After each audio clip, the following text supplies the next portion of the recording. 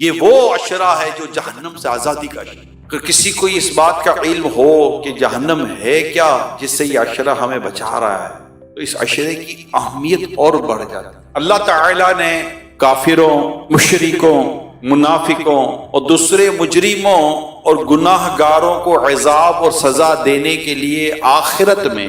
جو ایک نہایتی خوفناک اور بھیانک مقام تیار کر رکھا ہے اس کا نام جہنم ہے، اور اسی کو اردو میں دوزخ بھی کہتے ہیں۔ حدیث پاک میں ہے دوزخیوں کو جہنم کی آگ میں بار بار جلایا جائے گا، جب وہ جل بھن کر کوئلہ ہو جائیں گے تو پھر دوبارہ ان کو نئے گوشت اور نئی جلد کے ساتھ اور پھر ان کو آگ میں جلایا جائے گا۔ یہ عذاب بار بار ہوتا رہے گا۔ جہنم کی آگ کی گرمی کا یہ علم ہے کہ نبی رحمت صلی اللہ علیہ وسلم نے فرمایا فرشتوں نے 1000 برس تک جہنم کی آگ کو بھڑکایا تو وہ سرخ ہو گئی، پھر دوبارہ 1000 برس تک بھڑکائی گئی تو وہ سفید ہو گئی، پھر تیسری بار جب 1000 برس تک بھڑکائی گئی تو وہ کالے رنگ کی ہو گئی، تو وہ نہایت خوفناک سیاہ رنگ کی کالی۔ ایک روایت میں یہ بھی آیا ہے کہ جہنم کی آگ کی گرمی دنیا کی گرمی سے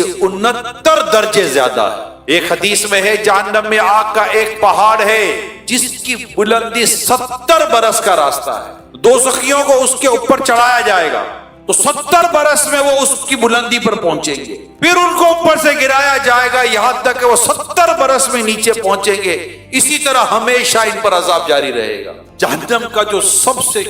کم عذاب جو کتابوں میں لکھا ہے وہ یہ ہے کہ سب سے کم گناہ گار کو جہنم کی آگ کی جوتیاں پہنا دی، جس سے اس کا دماغ پتیلی کی طرح کھولتا ہو اور وہ سمجھے گا کہ سب سے زیادہ عذاب مجھے کو دیا جائے۔ میرے پیارے اسلامی ہمارے نازک بدن جو دنیا میں آگ کی چنگاری ہے اس کی تکلیف برداشت نہیں کر سکتا۔ اگر